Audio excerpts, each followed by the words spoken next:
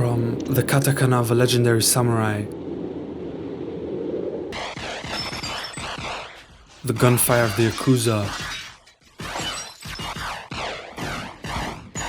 to the roar of a kaiju. Japan has birthed a variety of world-renowned genres that have forever changed the landscape of the medium. Similarly to many people of my age, I grew up on anime, which essentially was my gateway into Japanese cinema. Over the years, I began to dive further into these various genres. However, as I've grown older, I discovered and began to appreciate another category that has been a staple piece of Japanese cinema since the 1950s. Whether it is Akira Kurosawa, Yasujiro Ozu, or contemporary directors such as Hirokazu Koreeda and Kiyoshi Kurosawa, Japanese filmmakers have mastered the genre of the family drama. The elements that define the genre for me are the slow pacing of the story, the minimalism of the shots, and at its core, the narrative of what it means to be a family. I feel a sense of ease, almost like a therapy session, when I sit down and watch films like Still Walking, Tokyo Story, Shoplifters, as I listen, watch, and analyze the relationship between the characters, and sometimes even compare them to my own life. These aren't tales of villains and heroes or overarching storylines with a beginning, middle, and end, but anecdotes about the complexities of life and sometimes its quiet and dull moments. Watching them makes you feel like a therapist who's been hired to dissect and solve the issues that strain their relationships, constantly wondering at what point a certain character may break, to expose their true emotions or feeling a sense of happiness when the characters come to terms with their conflict. However, one film that looks to reimagine or possibly even kill the tropes of the genre is Koji Fukada's Harmonium.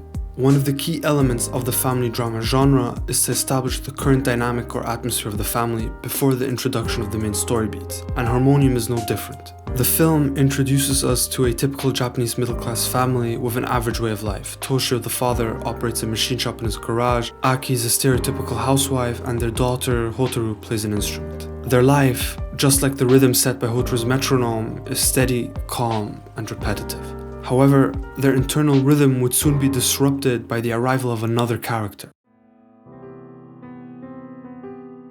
One day, Tanaka, an old acquaintance of Toshio's, appears in front of the family's machine shop. We find out that Tanaka has just been released from prison, and that there seems to be some sort of tension between himself and Toshio, a tension stemming from an unresolved history. Toshio, out of nowhere, offers Tanaka a job in his shop and lodging at his house, a decision that shocked his family, as they would now be living with a stranger, who they knew nothing about. However, as time goes by, the rest of the family begins to warm up to Tanaka, with him giving music lessons to Hotaru and becoming closer to Aki. In many ways, Tanaka begins to take over Toshio's role as the father figure of the family, representing everything that Toshio isn't. Tanaka's arrival had disrupted the internal, dull, and domestic-like rhythm of the family, a rhythm that has acted as a cover to the distance between them. However, through Tanaka's helpful and attentive nature, a new rhythm would be created, one that further exposes the fragile connection between the family. Up to this point in the film, Harmonium presents itself as a familiar domestic drama. We are introduced to a family that clearly has unresolved issues, and the minimalistic slow pacing of the story and visuals remind us of the films of Koreeda or Ozu.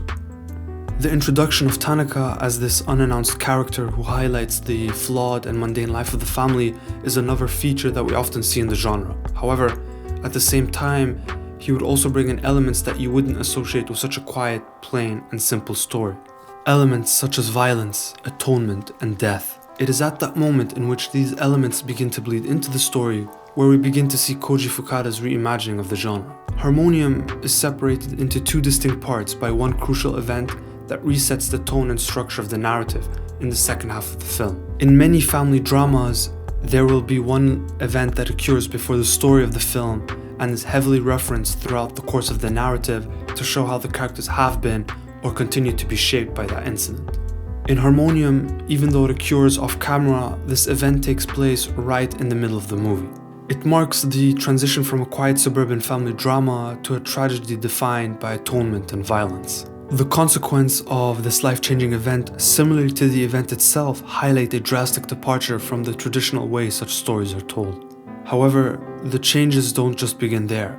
The title of the film itself suggests a different approach to such storytelling.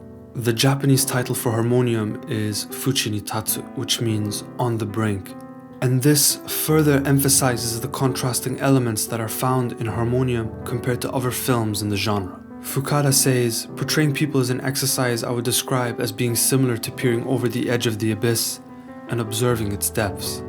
To observe these depths, you need to get close to the edge, even if it means falling in. This is why in this film, I hope to get as close to the brink as possible with the spectator. This is why the original title of this film in Japanese means On the Brink. Fukada's description of the title further highlights the different direction that Harmonium is taking in presenting its story to the audience. The feelings that this holds radiate throughout the remaining half of the narrative as we witness the deterioration of a family. As I mentioned in my introduction, one of the principal themes of the genre is the idea of what it means to be a family, and that many films champion the idea of family in the traditional and non-traditional way. However, Fukada's idea of a family doesn't conform to that. I'm tired of all these Japanese films idealizing family ties. By nature, humans are living beings, all carrying loneliness they are powerless to defeat. What I wish to describe here is a family in which each member becomes aware of a state, but is obliged to live with the other people in spite of it all. This is inevitable. Harmonium still carries with it many of the elements that have comprised the genre in Japan.